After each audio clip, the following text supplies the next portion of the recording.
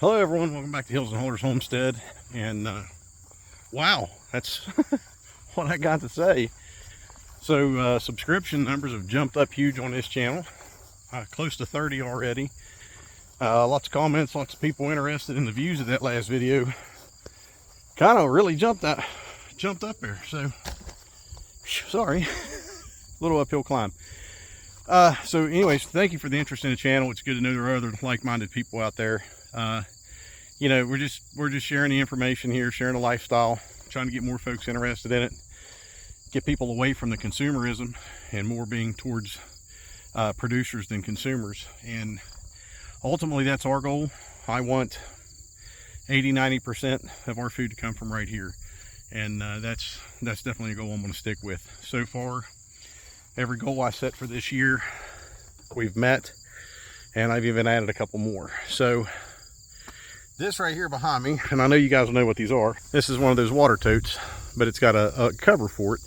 And when I bought the spigot for it online, they had these covers. And what this does, instead of painting these things black or whatever color, this is a cover that has that foil backing on it, and it prevents algae and stuff from growing in it. So this is how this little trailer here, with this thing full of water and a hose running way over there, is this is how I watered the chickens when I had them out here on the pasture. So I started them from here, and we moved them all the way out through here, moving them every day out to there, and ultimately they were just right out there on the other side of that knoll is where they finished up when we processed them. So this is how I was able to get water to them, because I'm 300 yards plus from the house and there's no water out here. All right, so, and yes, this has been sitting here since then, so I need to get out of here, and that's why I walked out here. We got some thunder in the distance here. I don't know if it's going to hit us or not, but I figured while I was thinking about it, I'd just go ahead and walk out here and get this taken care of.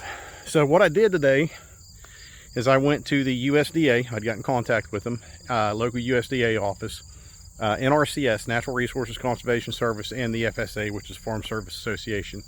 They're all tied into the USDA, and they have plenty of assistance programs out there for everything you could think of, for anything related to farming and stuff. So I figured, you know what, I've wanted a greenhouse for years, couldn't decide, you know, how big I wanted to go, what kind I wanted to go with and stuff like that. And I'd known about the NRCS programs and stuff, but I just didn't want to take that step. Pandemic hit, smacked me upside the head and said, hey dummy, get your butt on the ball. And that's when I really started building the homestead out here, and you know, doing more and more for ourselves. So what I did was I went up today, I took the applications and stuff in, and I'm applying for a high tunnel greenhouse. We're applying for well development on a farm here, and also for spring development on an existing spring here, to get it back up and running. And all of this, there's grant money out there all over the place for it. They have a bunch of money. They encourage people, please come and apply.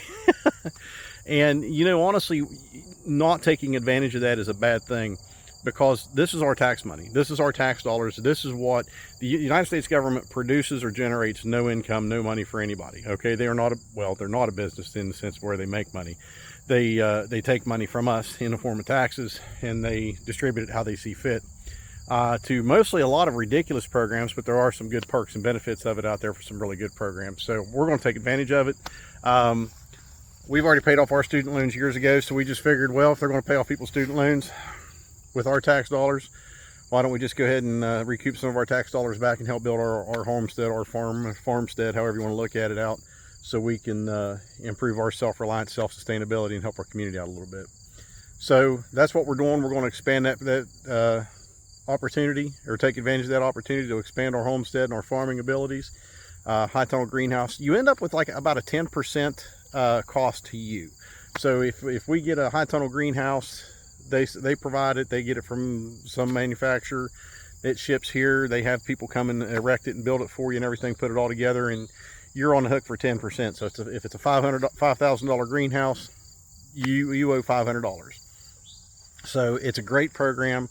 It's something to definitely take advantage of. And you know, a lot of people know about it. There's a lot of people that don't know about it. And you know, I kick myself in the butt all the time, because we've had the property since 2004. We lived in a mobile home on the front part of the property for 11 or 10 years almost. before we built the house back up here farther on the property. And I think just with all of that going on, we never explored the possibilities of what we could do here, or acted on those possibilities. So now we are, and that's what we're working to try to get done here. In ultimately in the end, this is for our kids and generations after that. So the more we can do now, the better off they're going to be, and the less dependent we're going to be on a broken system, on a consumer-driven system that fails and falters and continues to fall, and probably going to hit rock bottom here real soon. So we're going to take advantage of it. We're going to do that, and I'm going to encourage any of you and all of you who have any type of acreage, small, whatever it is, just reach out to them. They'll come out and they'll look at what you have and everything like that, and tell you what kind of programs that they have that might fit, and take advantage of it. I mean, honest to goodness, the applications that I filled out were simple. It was name, address, telephone number, social security number as an individual, and that's it. That is it. And with the Farm Service Agency, they map out your farm. They issue you like a farm number and stuff like that for their files, and that's it. And they look at your land and see what you could do. And you don't have to have large acreage. You don't even have to have 5-10 acres. I mean, you could probably qualify for something on 1.5 or 1 acre to even half an acre, depending on what where you're at and what's available to you. So explore those possibilities. Reach out to them. That's what those guys are there for, and gals. That's what they're there for. And they have a ton of good programs out there. So go for that and take advantage of it. And that's what we're going to do. And I'll keep you guys updated on that as we go. So I'm going to go ahead and drain this out, because I'm going to get it out. I don't think they're going to be cutting hay anytime soon. The crazy thing is the first cutting this year, this hay is up past my chin. It was so thick and so heavy, and we've had such a rainy season. I figured this stuff would just grow crazy, and it's not. I mean, it's growing, but not like it did at the beginning of the year. So I don't know what the deal is. We did have a lot of heat associated with that. We've actually broken records for the amount of, wow, good thunder, for the amount of rain that we've had this year. So surprisingly, like I said, that this isn't like a forest over your head of grasses and stuff. But anyways, listen, again, thank you guys so much for the interest in the channel. I'm really glad other people's found it.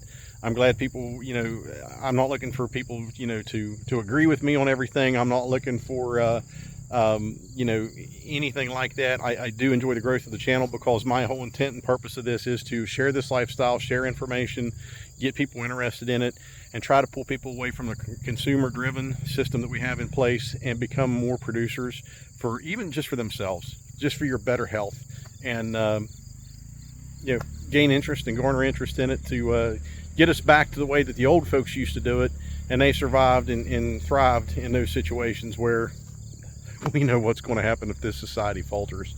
If there's an economic collapse or something, there's going to be a lot of people not surviving. That's not laughing. That's not a funny matter, but people just aren't ready for that anymore. We don't have those kind of people anymore. There's very few of us. I'll put it to you that way. But anyways, thank you so much. Please, if you are like-minded and know other people who are like-minded and will enjoy this content, share the channel with them. I appreciate that. I'm not looking for accolades out there. I'm not looking for validation of any type. I just enjoy connecting with people and sharing information and learning from others, and that's what we're all about. So keep working to starve that system before that system starves you. Get prepared, stay prepared, take care, and God bless.